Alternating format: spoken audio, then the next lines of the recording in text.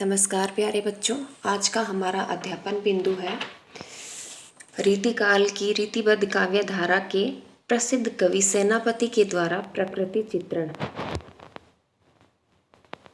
रीतिकाल के कवियों में सेनापति सर्वाधिक प्रसिद्ध हैं, तो वो है अपने प्रकृति वर्णन के लिए, प्रकृति वर्णन एवं ऋतु वर्णन के लिए। प्रकृति मनुष्य की सहचरी है, माँ है और संवेदनामयी प्रेमिका है। सहचरी और प्रेमिका स्वरूप प्रकृति मनुष्य के राग विराग, संयोग वियोग, सुख दुख, हंसी रुदन में हमेशा नवीन रूपों में प्रत्यक्ष और अप्रत्यक्ष रूप से सामने आती रही है।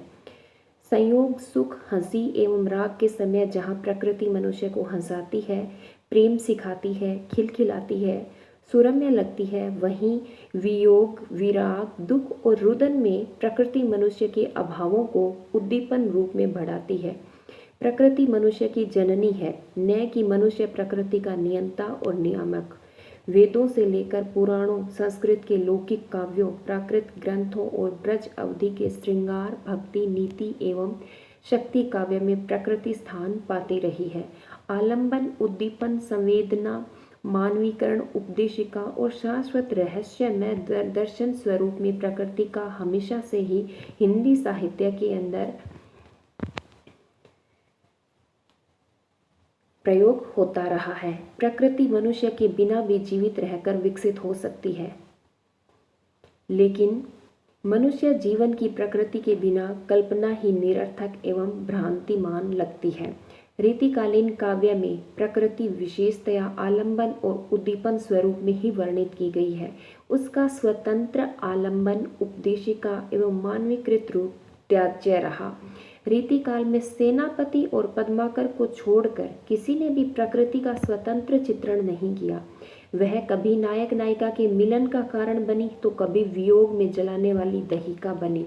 सेनापति ने कवित्त रत्नाकर की तृतीय तरंग षड ऋतु में प्रकृति का रीतिकालीन आलंबन उद्दीपन स्वरूप में चित्रण रीति काव्य निरूपण को ध्यान में रखकर ही किया है। कवि ने वर्षा, सर्दी, ग्रीष्म, बसंत, हेमंत, शिशिर आदि ऋतुओं का मधुर एवं आकर्षक और खुला चित्रण भी किया है। सेनापति के शब्द, ध्वनि, भाषा, अलंकार और सहजता के गुणों से प्रकृति जीवंत हो उठी है। सेनापति की प्रकृति वर्णन को हम अग्रलिखित बिंदुओं के अंदर जान सकते हैं। सबसे पहले आता है सेनापति का बसंत ऋतु वर्णन। बसंत को ऋतुराज कहा गया है। फूल, पत्ते, हरितिमा एवं फल से रहित पेड़ पौधे, नए पुराने वृक्ष आदि बसंत में अपने शरीर पर नवीन पत्ते, फूल और हरियाली का आवरण ओढ़ लेते हैं। प्रकृति की हरियाली और फल फूल युक्त शोभा देखकर योगी भी भोगी बन जाते हैं। भंवरे अलसाए पंखों को फड़फड़ाकर गुंजार करने लगते हैं। ठंडी सुगंधित मलय पवन बहने लगती है। नायक नायिका प्रेम आलिंगन में डूब जाते हैं। सरवरों का नीर निमज्जित हो जाता है। कोयल मधुर तान छेड़ देती है और सर्वत्र जन जीवन में हर्षोल्लास की लहर सी दौड़ पड़ती है। बसंत मानो स्वयंवर बन जाता है और धरती वर्ण करने वाली स्वयंवरा बसंत आगमन पर हृदय का उल्लास देखते ही बनता है। सेनापति ने ऋतुराज बसंत को एक राजा की संज्ञा स्वरूप चित्रित किया है।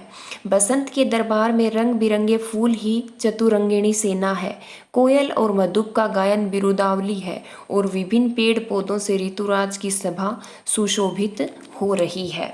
बसंत ऋतु वर्णन के बाद सेनापति ग्रीष्म ऋतु वर्णन करते हैं, तो इनके प्रकृति वर्णन में दूसरा बिंदु आएगा ग्रीष्म ऋतु वर्णन। भौगोलिक ऋतु वक्र के नियमानुसार ज्येष्ठ और आषाढ़ के महीनों में ग्रीष्म ऋतु का भीषण प्रभाव होता है। नदी, तालाब, नलकूप, टंकियां आदि जल स्रोत सूख जाते हैं। पूरा विश्व त्राही त्राही कर उठता है और गांव, शहर हो या अमीर गरीब, सभी अपने अपने घरों में जीव और शरीर की जलन बुझाने हेतु विभिन्न फूलों, फूल मालाओं, इत्र, गुलाब को धारण करने के उपाय करने लगते हैं। घर की छतों को ठीक किया जाने लगता है और ठंडे जल की व्यवस्था के यंत्र तंत्र किए जाते हैं। सेनापति ने ग्रीष्म के भीषण प्रभाव और त्राहमान जीवन का यथार्थ चित्रण किया है। इनका यह ऋतु वर्णन परंपरा नहीं अपितु अनुभूत सत्य है जिसका प्रभाव जन जीवन में व्याप्त है।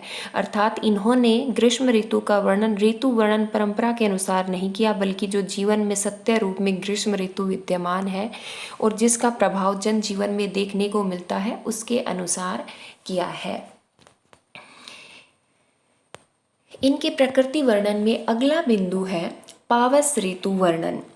पावस और बसंत ऋतुएं नायक नायिका के लिए आलंबन और उद्दीपन दोनों रूपों में वर्णित की गई है।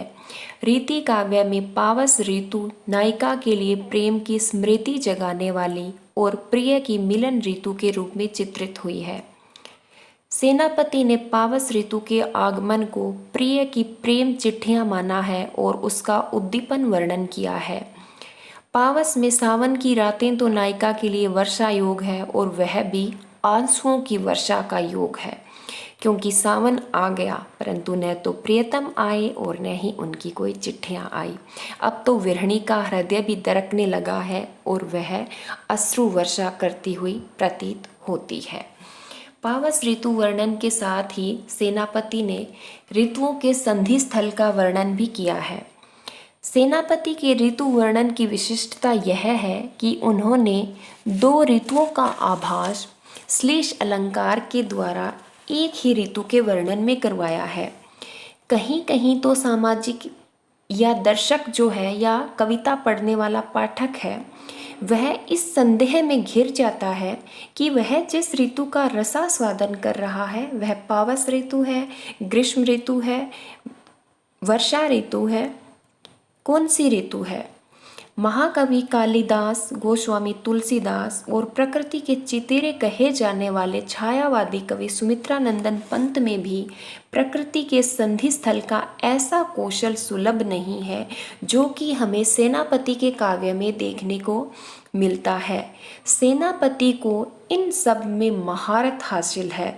ग्रीष्म और वर्षा के, पावस और ग्रीष्म के, बसंत और पावस के संयुक्त प्रभाव का जैसा चित्रण सेनापति ने अपने काव्य में किया वह न केवल रीति काल में अपितु संपूर्ण हिंदी साहित्य में अनुपम है।